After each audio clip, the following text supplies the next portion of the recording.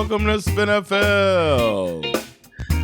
What's up, y'all? It's Jonathan Rollins. And Skip Musara. And we're two Americans living in Sweden talking about football. Yeah, man.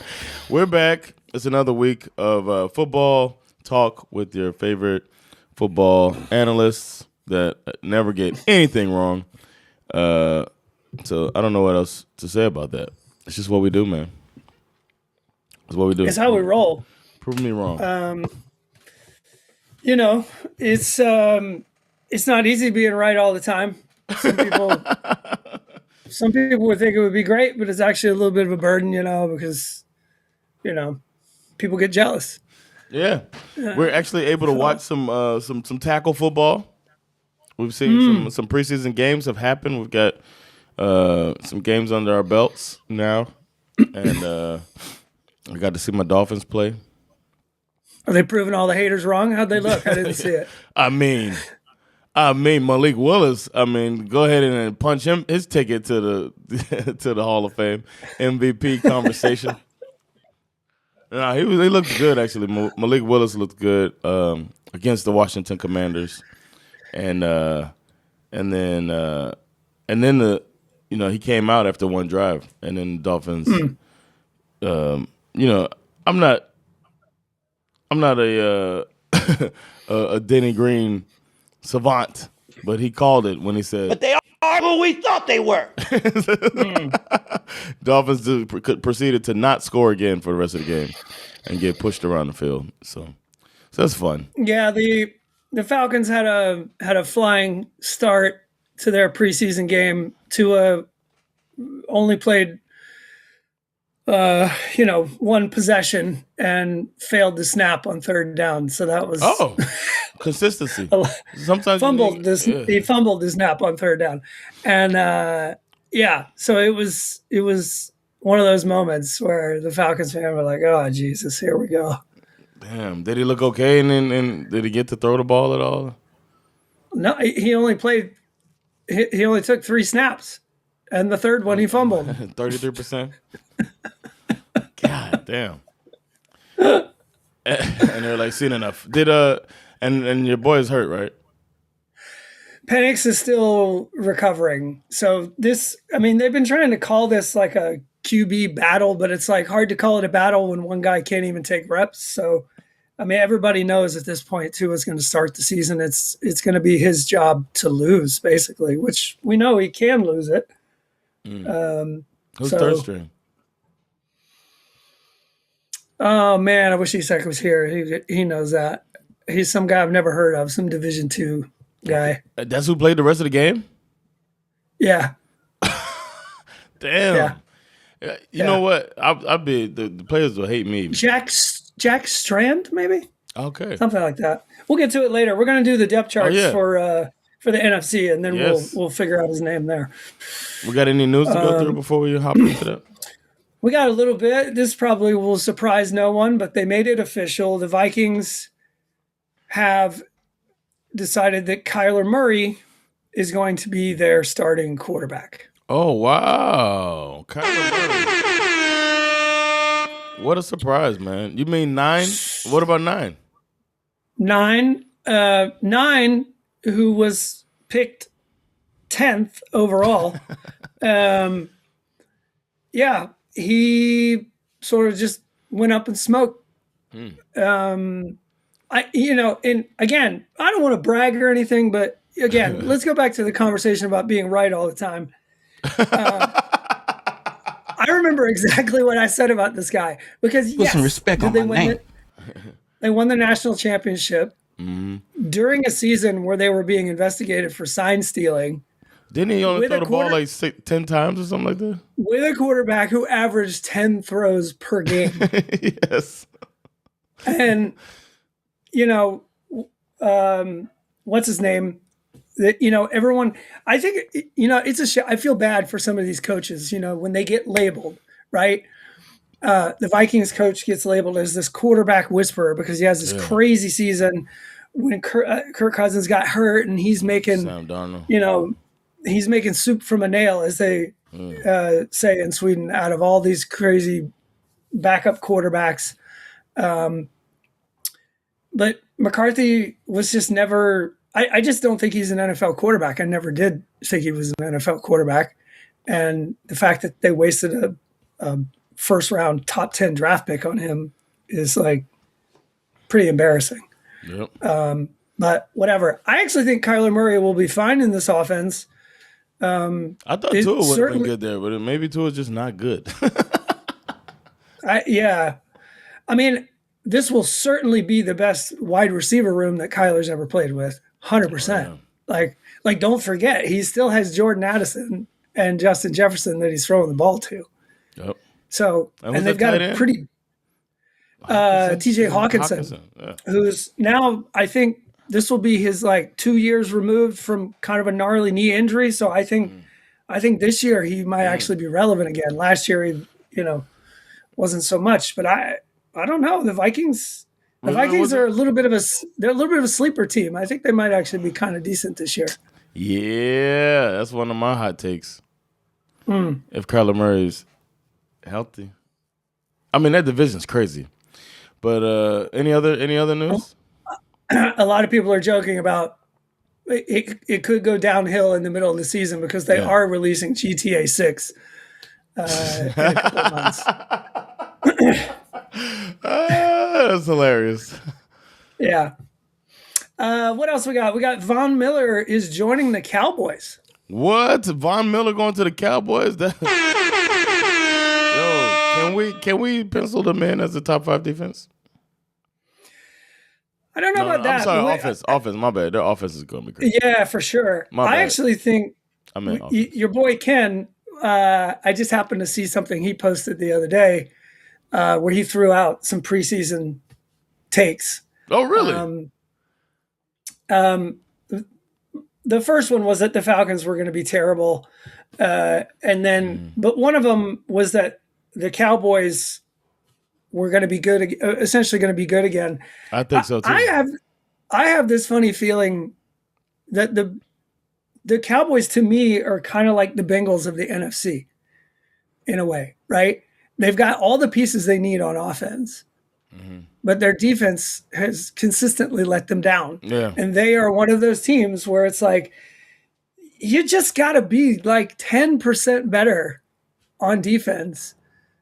And that's your path to a 10 or 11 win season. Yeah. Easy. But getting because Von Miller, that feels like a desperation move. Well, when we get into I've already looked at their depth chart, and when we get into it, you're going to see they spent almost all of their resources on defense. Yeah, you'll see. The offense is going to be good, man. Yeah, they're the first team we're going to do too. All right, what else we got going on? We got the Colts making moves. Okay. They signed Keenan Allen. Oh. Daniel Jones and Keenan Allen. This is what we've all been dreaming for. What? I see Keenan Allen in my dreams. Have you seen that lady? That was running for. No. She's running for. She didn't say Keenan Allen. She says Israel. She's running for Senate. Running for Senate of Michigan. What a weird thing to say. That's a weird thing to say, man. In your dreams, really? Thanks. Now we're gonna get those the infrastructure bill signed. Now that you see Israel in your dreams, right? Represent Michigan. There we go. Anyway, can you see infrastructure in your dreams? Like, come on, see something that I can use in your dreams. Can I get some roads? Yeah. Some can I get some universal health care in your dreams? Like anything. Yeah. Let's see. Okay, now we're at that point. Obviously, we're playing preseason games, so we have a lot of injury updates. The Cardinals' number 3 overall pick, running back Jeremiah Love, is dealing with a high ankle sprain, which is putting his week 1 availability in doubt. We got Saints rookie wideout Jordan Tyson has suffered a hamstring injury, which reports are suggesting it's going to delay his debut by at least a month, maybe 2. Damn. Emeka Egbuka Oh yeah, from the Bucks. His week 1 status is at risk due to a toe injury. They're being a little cryptic about what the injury actually is. Like, I mean, last year we remember the Bengals.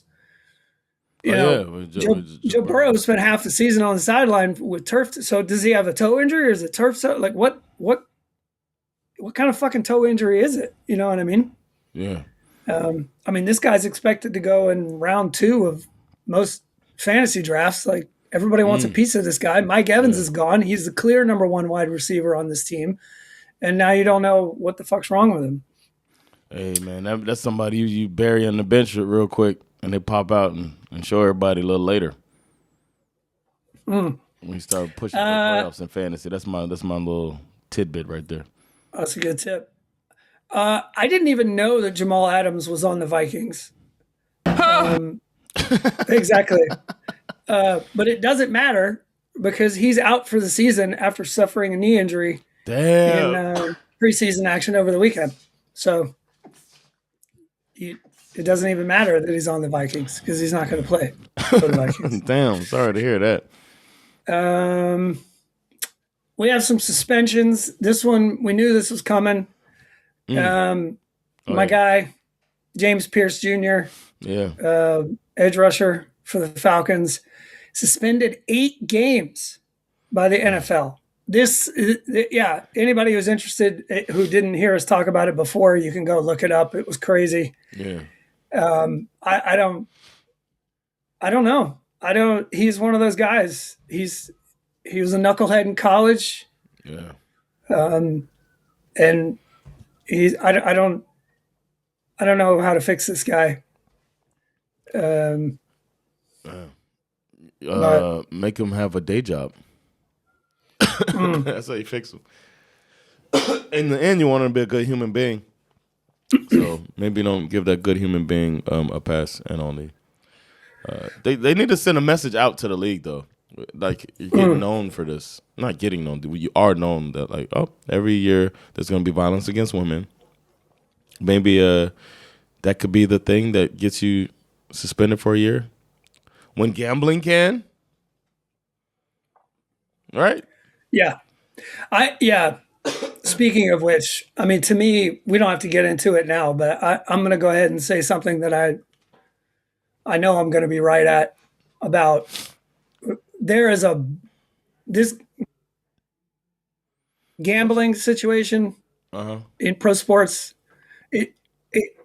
This is like a bomb waiting to go off in the NFL. Yeah. I guarantee it. Especially with these bullshit sites like fucking Polymarket and Couchy. Like, I'm telling you, it's of like stuff like somebody doing a backflip, or like running on the field, shit like that. Yeah, it's going to be a hot mess. It's just waiting to go off. Shut it down. Yeah, they need to shut that shit down. We have a weird suspension. If this is true, Titans DB Nazi Johnson was suspended for 6 games for PEDs, physically enhancing drugs. Performance, yeah.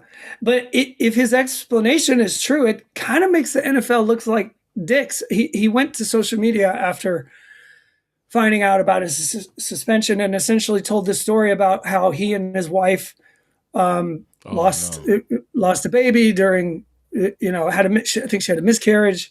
And when they were trying to get pregnant again, he realized that he was, I don't know, at least medically infertile. So he started taking these drugs that they gave him to increase his sperm count. And apparently there was something in these pills that he was taking that was also on the list of drugs that you can't take.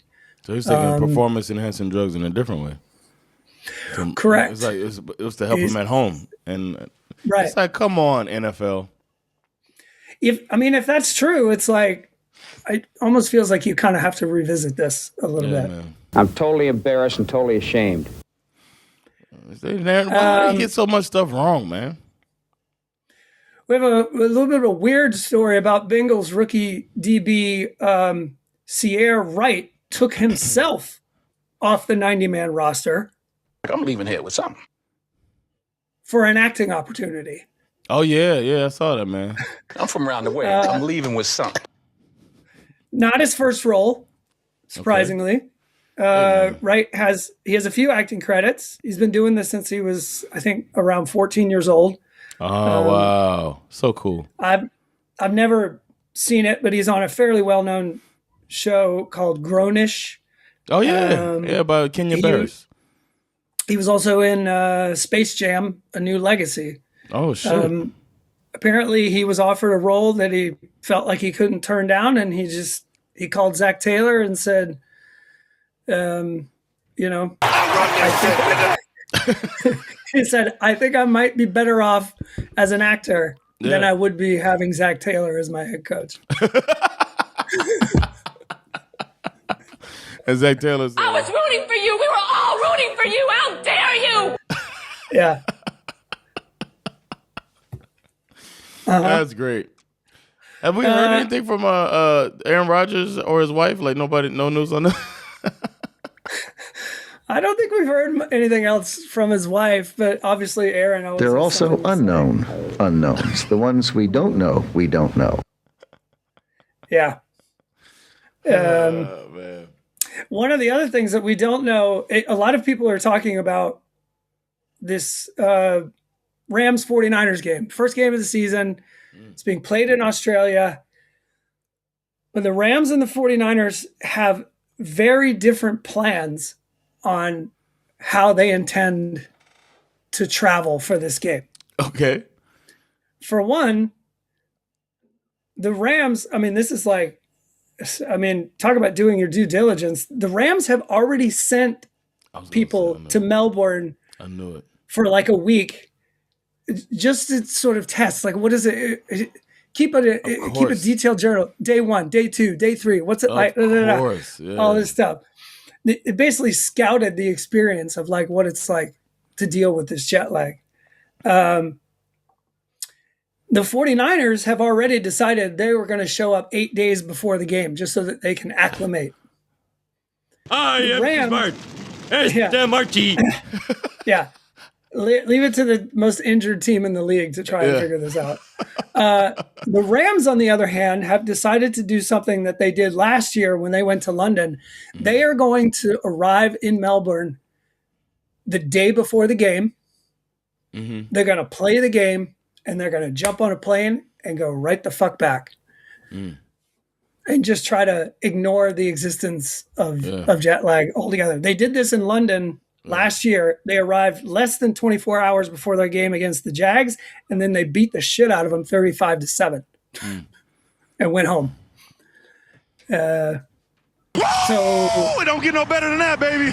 A lot of people are debating the strategies here, and obviously, we'll see. Yeah. I think I'm gonna go with McVay, especially sending the people earlier. Yeah, that'd be dope to be like, because I used to want to be a coach, and they probably sent what are they called, the guys who like before, like under the scout team. They probably sent one of those guys. Yeah, to go and go out there and do that. Like, oh shit, I get to go hang out in Australia and take notes on my body, how I feel. It's like, I was just very tired on day 3. I was able to run at my top speed on day 2. Or they just went to my man, former Bulldog Stetson Bennett, the third string quarterback, and said, hey, you're not getting any reps. We need you to fly to Australia instead. Yeah, probably players. Yeah. Right? You and the backup long snapper go out there and take some. That's great. Yeah. That's it for the news. Okay. Nice. Well, shit, let's take a quick break and then come back and hit everybody off with a little bit of roster analysis. SveNFL is proudly sponsored by Brisket and Friends. Brisket and Friends is the best barbecue in Sweden. Brisket and Friends. Barbecue so good, make you want to slap your grandma. Go there. Get you some good barbecue. Best in Sweden. Now, back to SveNFL. All right, we back. It's time to go through the NFC rosters. And I think we'll start off with the NFC East. Is that how we're going to go straight down the line? Yep. All right, we're getting this information from ourlads.com, OURLADS.com. Shout out to them for organizing all this information. And Our Lads is great. They got the depth charts. If you want to Google or search for your favorite players who played for your college football team who are in the NFL, they have a comprehensive list of that. That's how I always find out where my dogs are at. where my dog's at. Where my dog's at. But yeah, let's start with the Cowboys. Obviously, the first thing that pops out is that they made very, very few adjustments on offense. Yeah. They Don't spent fix it if it ain't broke. Don't fix it. Almost all of their resources they spent on defense. Obviously, they went out and got Marquez Valdez-Scantling because how could you not? You can't just let him sit on the couch all season. They got really elite receiver core.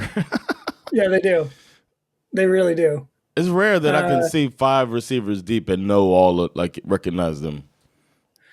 And also, the reason why I kind of compared them to the Bengals a little bit is because I feel like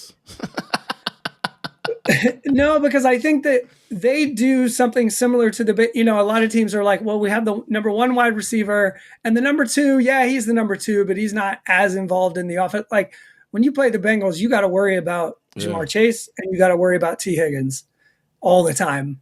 And that big ass tight end over there. I oversaw him. And yeah, exactly. And the big ass tight end. And the Cowboys are basically the same thing. CeeDee Lamb, George Pickens, and Jake Ferguson has emerged as a pretty relevant target in the last season or so as well. Yeah. But on defense, they made a ton of trades. They spent almost all of their draft picks on defense. Damn.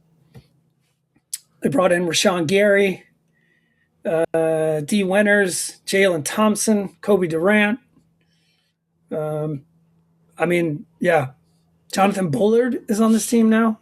What stands out is looking at how high up on the depth chart these draft picks are. You're asking a lot of your draft class. Mm-hmm.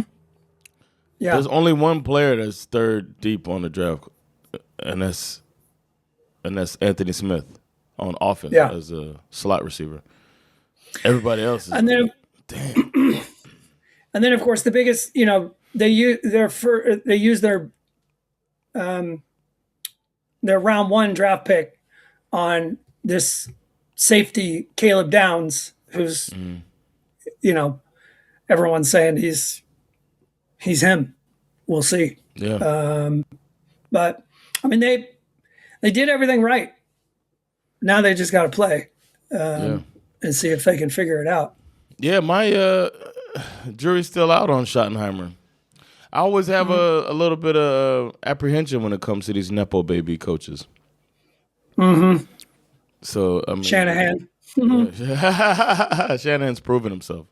But the whole league is, when we went through all the coaches, man, it's so Nepo'd out that I wonder if Schottenheimer's a real deal, man. His face doesn't give me a good feeling of like, this is the guy.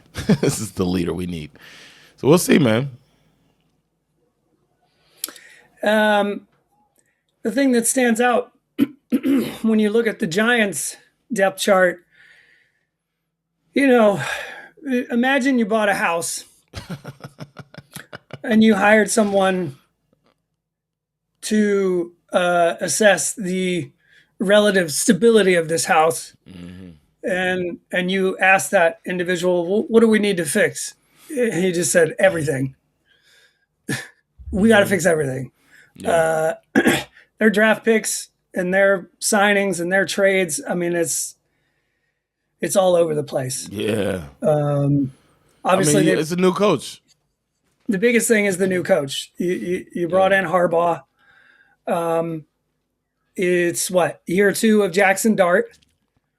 Yep. Who, depending on how you think about football, right? To me, Jackson Dart is like one of those guys. He's the quarterback I would have wanted when I was 11 years old. You know what I mean? Yeah. But now that I know about football in a slightly, more detailed way, he's not the quarterback I want at this point in my life, because he's just, I don't, Yeah. he's got a lot of Baker Mayfield in him, in the sense that he's going to go for it. He's not going to protect himself. He said this week, I'm puzzled by how often I wind up in the blue medical tent. He said, well, I think was the word that he used. Puzzled. And he kind of was trying to criticize, like he chose his language quite carefully and quite well, in a sense. But he was essentially calling into question that maybe we're being a little too pedantic here. I don't think he would use that word, because I don't think Jackson Dart knows what pedantic means. But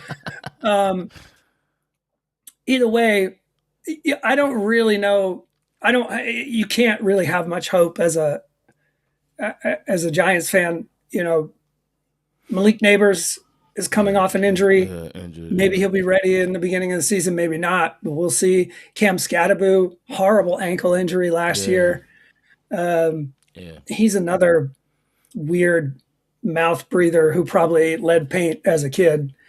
Really? But yeah, Scatterbo is insane. He runs into telephone poles just for fun, feel what it's like to get hurt. Like he's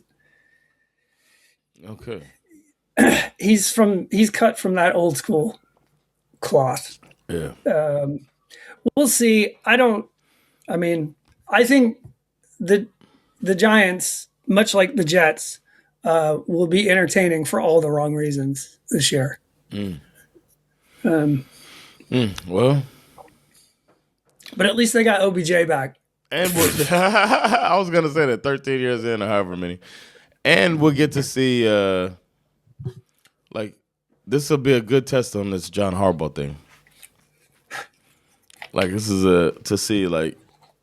I'm gonna be interested in how the Ravens do without him and how the Giants do with him. Just this wide receiver room without Malik Neighbors, Darius Slayton, Calvin Austin III, Darnell Mooney, and Braxton Berrios. And Odell Beckham. And OBJ is like third string. Yeah. Yeah. I like Braxton Berrios, but that's for different reasons, man. Right. Let's see. On to the Eagles. The big conversation about the Eagles this year, there was a lot of off-season chatter about Jalen Hurts and his unwillingness to throw the ball over the middle. They bring in this new offensive coordinator who apparently is going to force him to throw it over the middle. A.J. Brown is gone. It's setting up for, it's kind of funny. I don't think I've ever seen a quarterback who's been to 2 Super Bowls. And essentially, if we're being honest, to be fair, in those 2 Super Bowls, he was the best player on the field. And yet this year, because of all of the off-season narrative, almost feels like a prove-it year for Jalen Hurts. These blacks. Which is kind of strange. Is it strange? Have we been watching the NFL for the last 40 years? It isn't that strange, but in a sense, if some of these stories that we've heard are true, I'll give you an example. There are stories that the play gets called, it comes into the speaker in his helmet, and Jalen Hurts just goes into the huddle and is like, I'm calling a different play. Okay, right? They say that happens, right? Right. The way that story is told, right, regardless of the success rate of the play or whatever, it's a different story if we talk about a different quarterback that looks like Josh Allen. How many times do you think that motherfucker walks up and changes it to a run play, and then, you know what I mean? Especially at the end of the game. And if he did do it, it would not be reported in that way. It would be, man, he's just a go-getter. He's a go-getter. That where's the narrative of him needing to prove a year? He hasn't been to the Super Bowl. He threw 4 interceptions in his last playoff game. Yeah. Why is Jalen Hurts the one that's been questioned who's won a Super Bowl MVP? Yeah.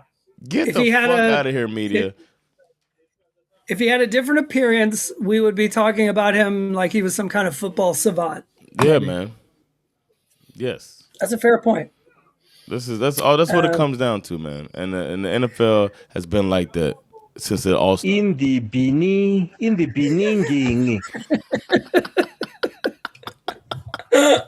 They can never get over it, man. I tell you, man, that woman, Tanya Ray Fox, she's so pissed about it. She talks about it all the time. Even every way they talk about quarterbacks, she's like, it's so racially slanted, it's ridiculous. Like they had a list of most attractive quarterbacks. Josh Allen, second most attractive quarterback. How? What? She's like, why is balls in y'all mouth, man? Jalen Hurts was the first. He was number one. He was number one. Did you see her ranting about this? And I didn't know. Her love for Dak Prescott. She was like, ask some women.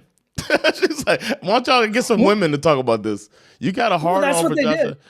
That list came from the regular. There's no way women looked at all of the quarterbacks and put Matt. I know he's your guy. I know he's a bulldog. Why the fuck is Matthew Stafford up there higher than Lamar Jackson? It's like, really? This dude's in GQ magazine. Matthew Stafford looks like his parents are cousins. Like, come on, man. She was like showing pictures of Dak Prescott. Like, get the fuck out of here. How's Josh Allen better looking than Dak Prescott? Yeah. Yeah, it was. I don't know. Yeah. It's so crazy how slanted the league is when only quarterbacks. Yeah, but that conversation won't happen with wide receivers, though. You won't see a most handsome wide receiver thing because they will feel excluded. The people who are talking about it. That's a conversation they need to have. How come the quarterback position is the one that we're talking about there? How come? Where's the defensive lineman? Who's the most attractive defensive lineman? Where's our most attractive nose guard? Yeah, most attractive nose guard. Then you probably have it's probably even as far as racially. Yeah. But whatever. I'm done with my rant, man. I'm sorry I had to get it off of my chest, man. I love it. Well, I'm going to speak my mind for a second. Go ahead. Oh, wait. Was that? Yeah. Who was that? And that's what pisses me off. That's it's not who I thought it was. Had the brain. That's Ron Rivera. Ron Rivera, yeah. I thought we had a Sergeant Segway moment, but I was wrong. Washington Commanders. Let's do it. Oh, he was the Commanders' old coach. He was. I mean, we're gonna see. They obviously got it. They got it. Sonny Styles was their big draft pick this year. Mm-hmm. Great defensive player in college. They brought in a ton of trades to try and shore up this team. Damn, how many teams Laramie Tunsil played for? God. Well, Laramie Tunsil isn't going to play because he's injured. They picked up Stephon Diggs for the wide receiver room. They also got this tight end from Seattle who was pretty good, Chig Okonkwo. I mean, they had to do something. I felt like they were just throwing the ball outside of Terry McLaurin. It just felt like they were throwing the ball to a bunch of random dudes I never heard of. I mean, the most important thing is their backup quarterback. Marcus Mariota. Because your boy Daniel's probably gonna miss a few games. I was watching. Their. Of course, they played the preseason against the Dolphins. We got our ass kicked, and I got to see the Sam Hartman. It wasn't too bad. The third string quarterback. I didn't see Mariota that much. I've been watching the Netflix quarterback thing that came out this summer, and they're following Jaden Daniels. Obviously, the biggest storyline that they followed was his multiple injuries that he had last year. I feel like last year was, I remember when he came into the league, the knock on him as a draft pick was he's too small, he's not going to hold up, he's going to get hurt. He has a phenomenal rookie season. Yeah. Like one like we hadn't seen in decades. Yeah. And then all of a sudden, year 2, all of those concerns that people had about him in the draft showed up. So this year is a pretty big year for Jaden Daniels to try and stay healthy and see if he can play like he did his rookie season. Yeah. He also caught everybody off guard, and the league started adjusting. You know how that is. It's hard not to unsee it too, because this Netflix thing is so good. The footage is amazing, and the injury that finally knocked him out for the rest of the season. He was coming back from this elbow injury. They've only won 3 games all season. They've only got 3 games left, and he decides to play, even though they're eliminated from the playoffs. He throws a pick, and then he gets tossed like a rag doll onto his injured elbow, and then he doesn't play for the rest of the season. It's like, what is he even doing out there? Like, come on. Yeah. But I don't know. I'm interested to see the hot seat for this. They made it looks like a lot of movement on the roster. They brought in a lot of help on defense, and it's a defensive coach in Dan Quinn. This will be his 2nd season, right? Yeah. Or was it 3rd? 2nd season. It'll be interesting to see how hot Dan Quinn's seat is. And this is his 2nd chance, too, at head coach. Mm-hmm. Right? Yeah, because he was orchestrated that Seattle defense. He's still living off of that glory. Well, and then he went to the Falcons and orchestrated 28-3 collapse. So that was fun. Right. He gets another shot, though, Yeah. Because he's not one of These blacks. So. Let's move on to the Best NFC division North. in the NFL? NFC North, the Chicago or perhaps Indiana Bears? Question mark. They're talking about moving the stadium to Indiana. I can't believe it. But Isn't it officially going to happen? It sounds like it. But they have also officially said they're not going to change the name of the team. They're like, then we're not going to call it the Indiana Bears. The Jets and the Giants didn't change their name, and we're not going to do that either. So we'll see. Yeah. It's not like the Cowboys Stadium is in Dallas. No, exactly. The San Francisco Stadium isn't in San Francisco. Yeah, it's Inglewood, right? No. I think it's like Rams in Inglewood. I guess that's kind of LA. The 49ers Stadium apparently is like 45 minutes to an hour north of San Francisco. See? It's like really, really far away. Anyway, Bears. Obviously, I'm looking forward to my long-running take that Caleb Williams is not good. So we'll see that play out this year, hopefully. We got to look at the takes, man. The wine and milk takes. They didn't really do that much on offense in the offseason. No. Yeah, Ben Johnson knows what he's doing. Ben Johnson has said publicly in the last couple of weeks that he wants the Chicago Bears to be the highest scoring offense in NFL history. What's the new term they came up with? The GOAT? Oh, did he come up with it? I never heard that.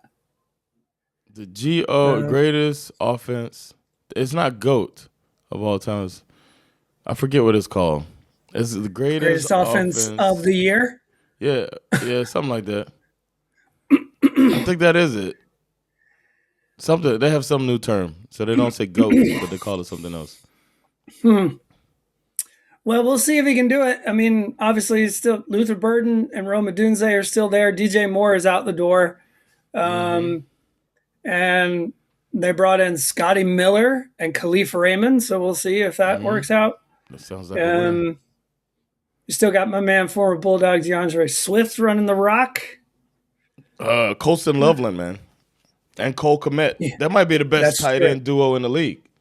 That's true. They're going to be, and then he's so creative as an offensive coach. They got Case Keenum. I don't know that. They did most of their moves on defense. Obviously, they needed to. I think the last thing they want to do is be that team that winds up in shootouts every game,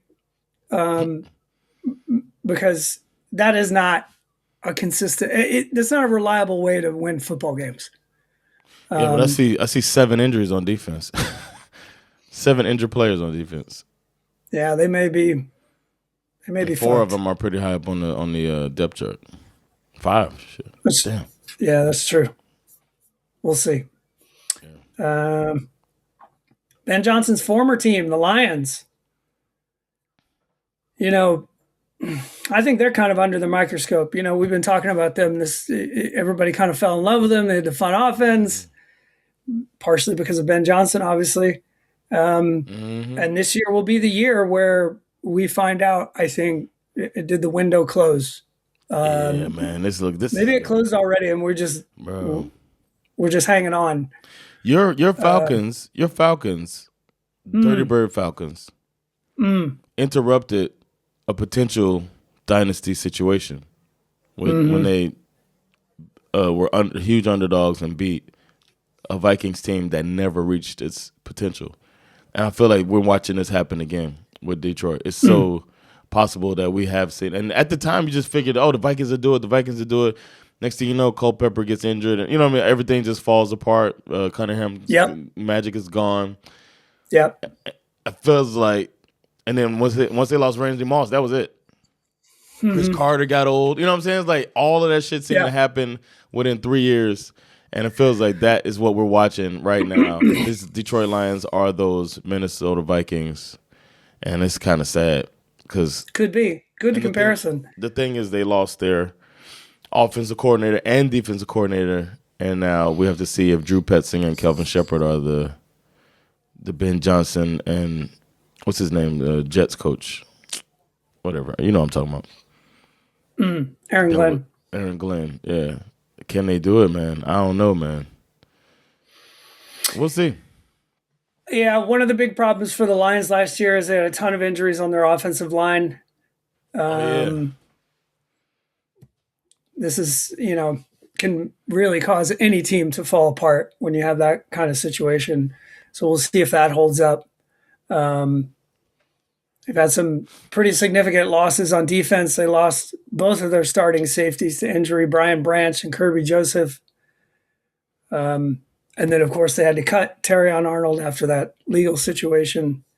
This is going to be a dogfight, this division. It's going to be interesting. Hard to predict. A lot of movement on offense and defense. But defense, a lot of injuries, too. Oh, man. This might be it, man. I hope I'm wrong because I really like Dan Campbell. Me too. But the hoorah can only go so far, man. Yeah. They got poached like big time, right? Everything, same time. Offensive line falls apart. Coach is gone. And he just had to reset it, man. Shit. We'll see. And it feels like Ben Johnson stayed an extra year, too. To kind of try to, lost that. Yeah. Packers. The Packers, I don't even know what to say about the Packers, if I'm being honest. It looks like they did just running it back, almost. It does kind of. And, obviously last year everyone just immediately made them Super Bowl favorites as soon as they pulled off the Micah Parsons trade. Man. He got hurt, though. And then he gets hurt. They brought in some interesting names on the defense. Zaire Franklin they picked up from the Colts, and then they brought in Javon Hargrave recently. Yeah. I mean, it didn't really do much on offense. No. They lost. Who did they lose? They lost one of the wideouts. They have such a weird wide receiver. I was going to say that. I'm so perplexed by what they trot out every year. They say it's like they're. It's like nobody's cheap. A one. You talk about the Bengals. You keep talking about Bengals comps. I think the front office has some Bengals vibes to it, where they don't want to spend. Yeah. And like they're just you said a bunch of twos, right? Did you say that? It's the dollar store wide receiver room. Yeah, man. And Jordan Love, I don't know. No, I think he's fine. Yeah, he's good. I think he's good, but I think he gets to. I think he's in the top half of the league. Yeah. Right? You say he's 16 and up quarterback. Sure. Yeah. But then he needs then go get him a fucking number 1 wide receiver.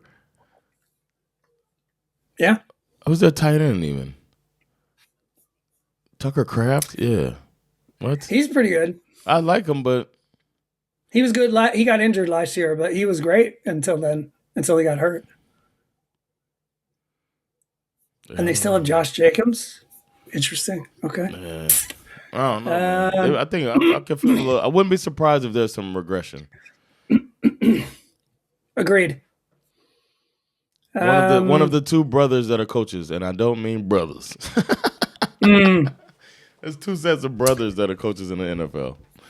Talk about. On to the Minnesota Vikings. We talked about them a little bit. Obviously, Kyler Murray is going to be their quarterback. I think they're going to win this division. They essentially waited for a really long time to fire their general manager. So I don't actually know who's in charge of building this team right now, which is kind of weird. I don't even know if they've hired a new GM yet. They must have. But either way, they brought in, to beef up the wide receiver room. Obviously, they have Justin Jefferson and Jordan Addison, but they also brought in Jawan Jennings from the 49ers, who, if you remember, he's a hoe. I want that known. One of the greatest quotes I've ever heard. Yes. He's a hoe. I want that known.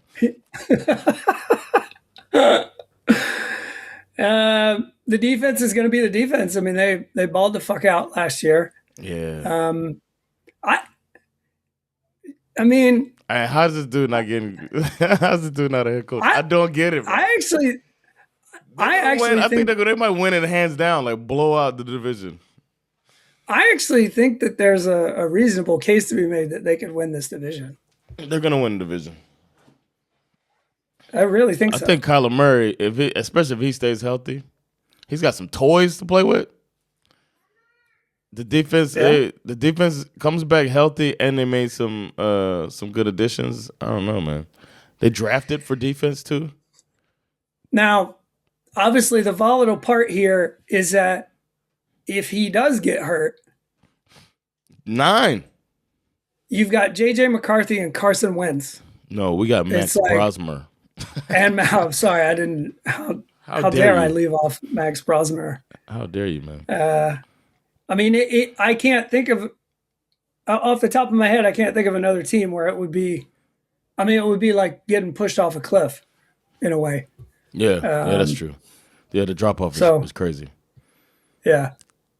And then, they always question his penchant to run out of trouble or roll out and try to make something happen when giving up on a player. Well, but we'll see. When you're only 4 feet tall, you got to get out there so you can see. Yeah, man. They need shorter linemen. Let's go.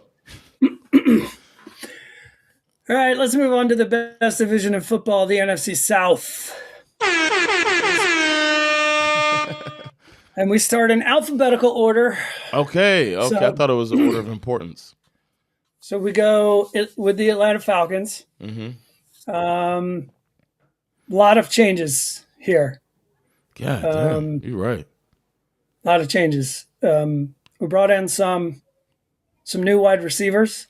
We got Jahan Dotson, if you remember him. Mm-hmm. And we brought back Olamide Zaccheaus. He used to be on the Falcons, left, and now he's back. They were like, man, it's too easy for y'all to pronounce these names over here.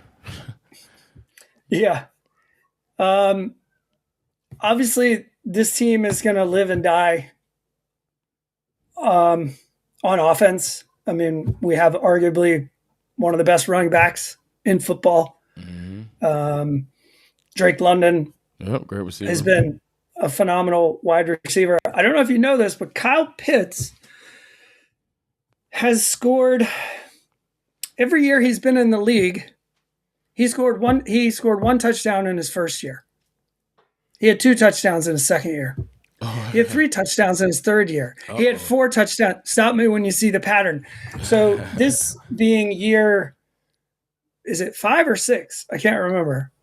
It's got to be 5. You can just book him for 5 touchdowns at this point. Yeah. Well, I think Tua's throwing him the ball, so he's going to get him a bunch of touchdowns, man.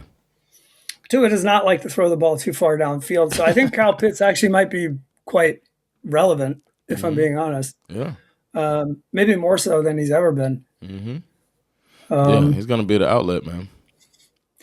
The defense has suffered some pretty significant blows. We lost my man, former Bulldog, Jalen Walker. Not Jalen Walker. What am I talking about? No, yeah. James Pierce Jr. out for 8 games, as we said earlier. It looks like one of our DBs, Billy Bauman, is injured. I wonder how long. I don't know about that one. Damn. But I don't know. The Falcons are going to Falcon. They're going to.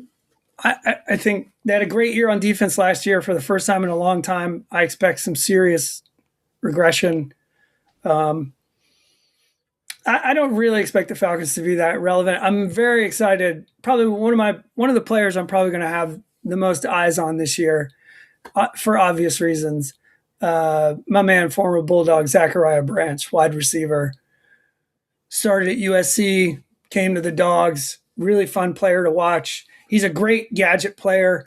He's one of those guys you dump him a screen pass, get him in space, and he's essentially like a shifty running back. He's just off to the races. He's one of the fastest guys in the NFL. So if they can figure out how to scheme up plays and get him the ball, he's going to be a lot of fun to watch, assuming he doesn't get himself killed. Sounds like a division winner to me. Well, let's move on to last year's division winner, the Carolina. Now, I don't know if anybody remembers this. It was a 3-way tie for the division for this division last year. Only the NFC side. Yeah, 3 teams with the same record, and Carolina walks away with it. I mean, looks like a little bit of running back energy here. Little bit of running it back. Obviously, they tried to beef up their defense some. Yep, it's one of the most respected defensive coaches in the league. I find it very, very curious that the Carolina Panthers have decided not to immediately pick up they have decided they are not going to offer an extension to Bryce Young right now. So this is a prove it year for him. Yeah. Like, hey, the first couple of years were ass. Maybe that was our fault. We didn't give you what you needed. Last year was pretty good. Great job. That's more of what we were looking for. We need to see it one more time before we decide we want to keep you. Makes sense. So this is a really, really important year for him, I think. Sneaky good running back core.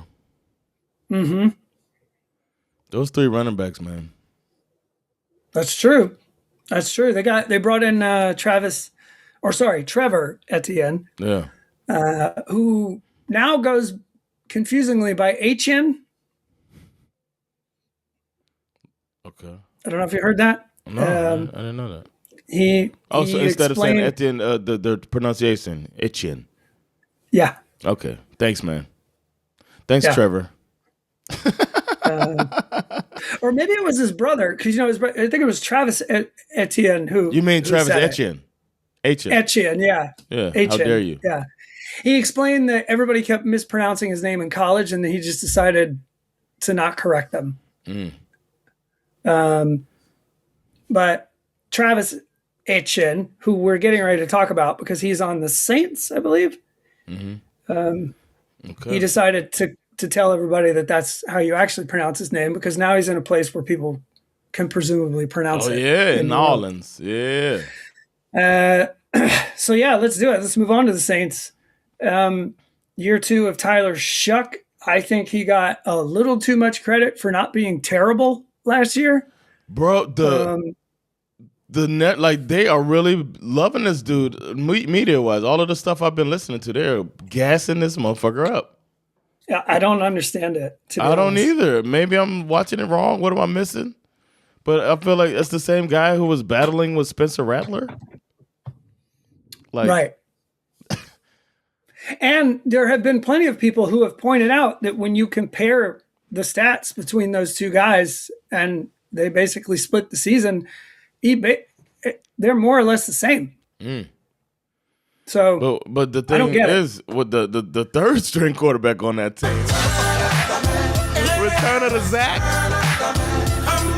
return of the Zach Wilson, man. That's our guy. Shout out to his mom. Zach fucking Wilson. It's his turn now. He's gonna do a Geno. It's time. Jets draft you. You bomb out over there. You become a little bit of a journeyman, and then you have a killer season. It's time. It's Zach Wilson time. I think some of the gas can be explained by wins, right? Wasn't it wins? Well, I think he played fairly well in the back half of the season. Mm-hmm. They drafted this wide receiver, very talented wide receiver. I think he played for Arizona, either Arizona or Arizona State. His name's Jordan Tyson. So you got him, you got Chris Olave. I just don't. I mean, it's just one of those things. Like, I believe it when I see it. They brought back Alvin Kamara. For what reason, I have no idea. Yeah, they ended the season with they lost to y'all. Yeah. They beat the Titans. Yeah. 34-26. So it's not like, I mean, the Titans put up 26 on them. They beat the Jets, who were pretty much giving up on the season. And they beat the Panthers. And they lost to the Bucks before that. No, they beat the Bucks. Okay, I guess. But they ended on a loss to y'all. I don't know, man. It's not that. And they lost to the Dolphins and the Falcons before that. It's like, what? What was all the hype for him? What did he do? Yeah, I don't get it. I don't. I think it's one of those things, like you see in the preseason where there's always people who want to have a take that somebody hasn't had yet, and I don't know. I expect the Bucks to win this division, if I'm being honest. Let's talk about them. Yeah, what they doing? As I said, I think in the last episode, a disrespected Baker Mayfield who is not being offered an extension or the extension that he wants. A disrespected Baker Mayfield is something that I'm very much afraid of, because he's if you tell him to prove it, he's gonna do everything he can to prove it. You're the real MVP. Yeah, and it looks like they kind of ran it back too. Offensive line, just bringing them right back. That's always a good sign. The continuity on the offensive line is a big deal.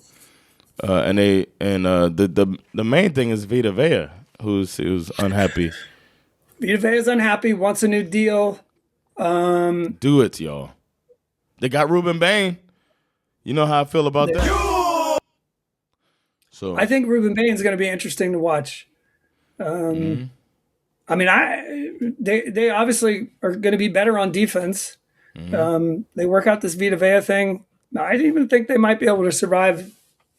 I don't know. Vita Vea would be a significant loss, but I don't think it has them falling off a cliff necessarily. No. Not in this division. This division, I mean, like I've said before, like this is that division where, if you're being attacked by a bear, you don't have to be faster than the bear. You just have to be faster than the other three guys who are running from the bear. And that's the NFC South. The question is, are they faster than a Panther? Exactly. It's a good call. I think the Panthers are going to suck. You think the Panthers are going to suck? Cat battle. All right. Well, okay. Let's and move now on. we can move on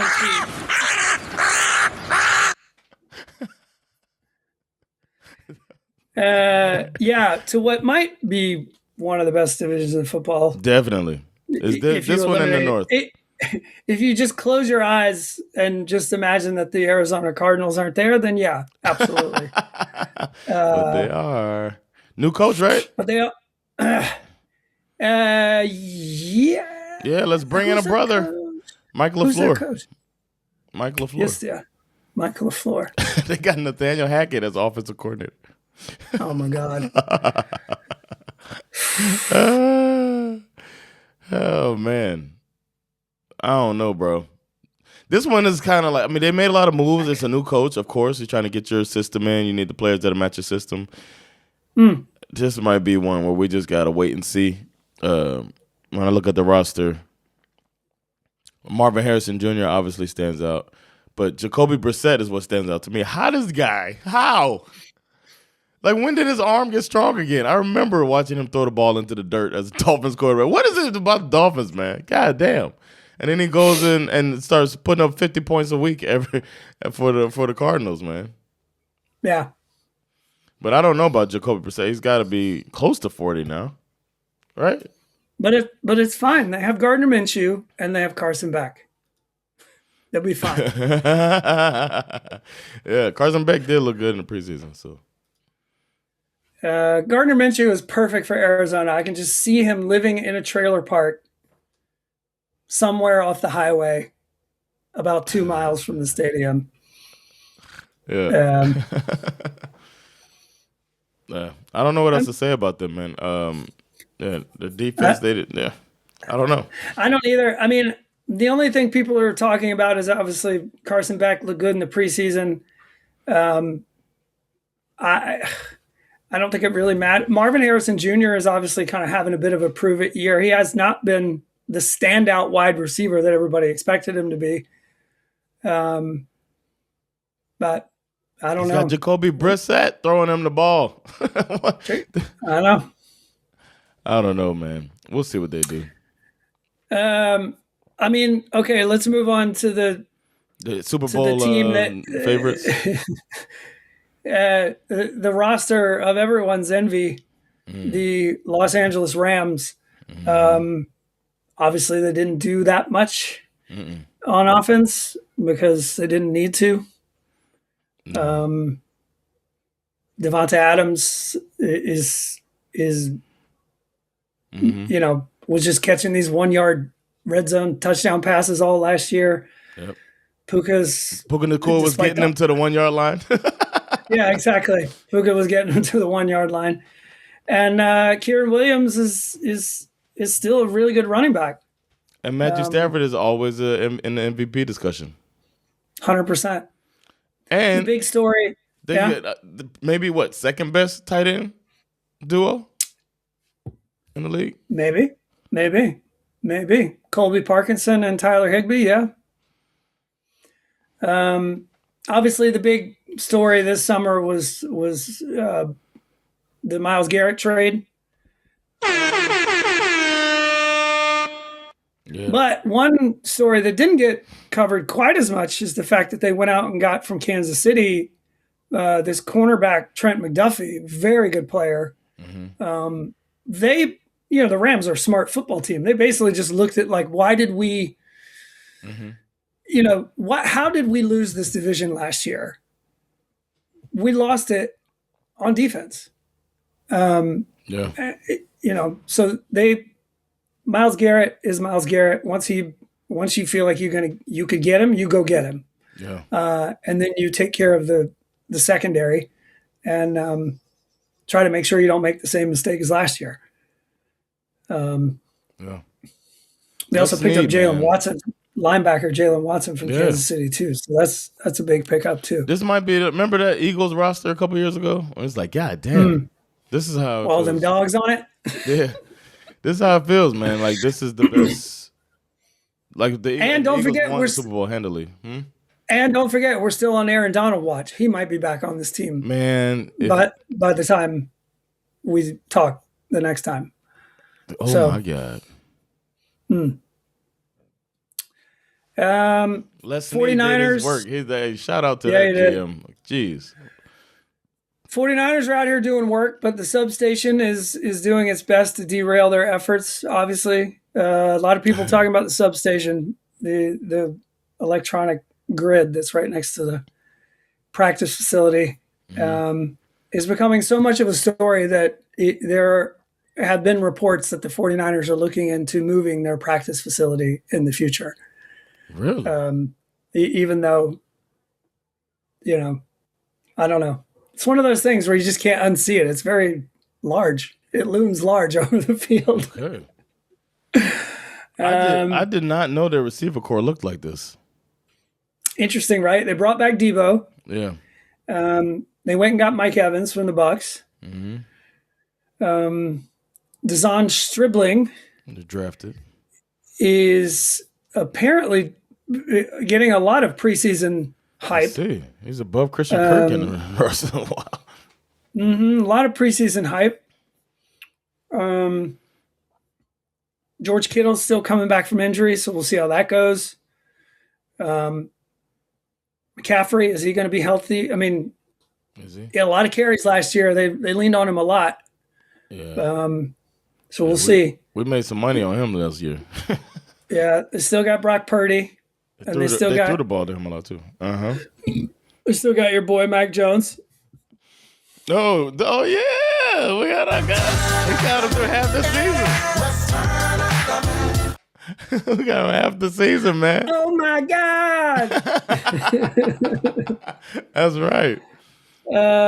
They also brought back Dre Greenlaw, who spent a year with the Broncos. Oh yeah. Osa Odigizua from the Cowboys they brought in.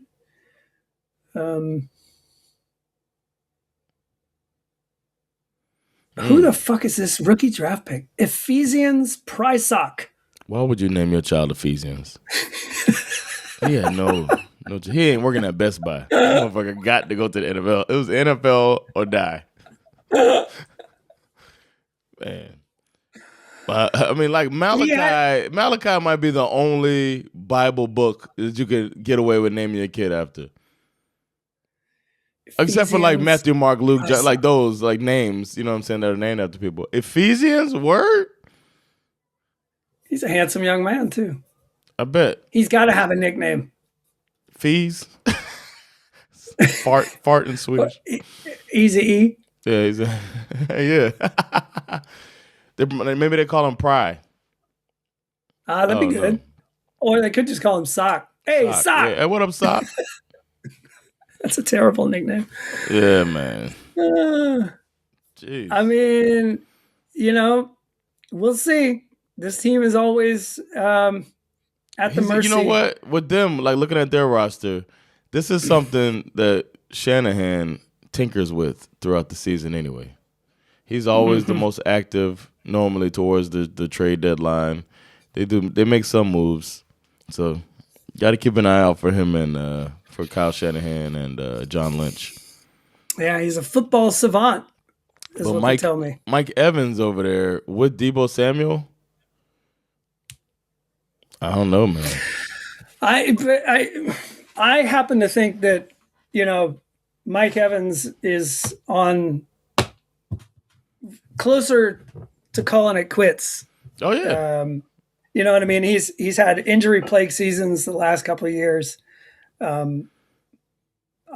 mean, obviously prior to that, he was like just an automatic 1,000-yard season every year.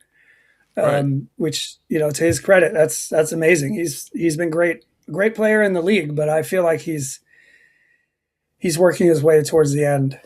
Okay. And then we will wrap this up with the Super Bowl champion Seattle Seahawks. Whoa! It don't get no better than that, baby. Who, obviously, because they won the Super Bowl, more or less running it back. Yeah. They lost one player. Didn't they lose a running back or something like that? That is probably my biggest. They let Kenneth Walker go. He winds up on Chiefs, right? Chiefs. Yeah, he winds up on the Chiefs. And then Zach Charbonnet gets injured. Yep. So, for a team, this is a classic. One of those teams that they use the run to set up the pass, and if they can't do that, what are they? The other. Yeah, that might have been a huge thing, man. The other issue that they have is that, this team may experience something like what the Lions experienced. They lost their offensive coordinator, who goes on to get a head coaching job. So what does that mean for Jackson Smith and Jigba? Yeah. I mean, he was the most targeted receiver in the league last year. He, offensive MVP by a mile. What happens when teams come back this year and decide we ain't going to let that happen again? Yeah. It's going to be an interesting adjustment. Watching them, they're the Hard Knocks team this year. And, McDonald is kind of, he starts it off by kind of illustrating this interesting problem that he has is that, how do you come at these guys? How do you create this new thing when they've already gotten the thing? Yeah. You know what I mean? Like how do keep you the hunger up, the motivation? Yeah. How do you do it? And, how do you motivate a fully fed team? Yeah. I think that's going to be an ongoing question for this team. Well, one good thing is that just mixing it up. He's from the Harbaugh tree, and he brought in a Harbaugh to be a special teams coach. Mm-hmm. Jay Harbaugh is their special teams coach. John Harbaugh the reason I liked him is because he was a special teams coach himself, and then he got a shot at head coach instead of all these offensive coordinators getting a shot. So I get very annoyed with the nepotism, man. Give somebody else a shot, man. It doesn't have to be somebody's son or brother. The Harbaughs come from a coaching family. Anyway. Yep. I kind of expect the Rams to win this division. Yeah, I think so too. I think the Rams will win it. I think it's so much attention going to Myles Garrett over there. Just going to open things up, man. They're going to be all over the place, man. But to me, this division, is one of those where I can easily see 3 teams going to the playoffs. Yeah. Oh, definitely. So. Yeah, the Cardinals and the man. But that was fun, man. We rattled off all of the teams in the NFC. Good stuff, man. We did it. We did it, Joe. We did it, Joe. I got to put that on there on the soundboard. Soundboard was on fire today, man. I was a little active. I might have been too active. Thank y'all for checking it out. We'll be back next week. We got so much more to cover in the league. We got some predictions. We got some awards, all that stuff. So stay tuned. Thank y'all for checking it out. I've been Jonathan Rollins. And Skip Muzara. With SveNFL. Peace. Lady all.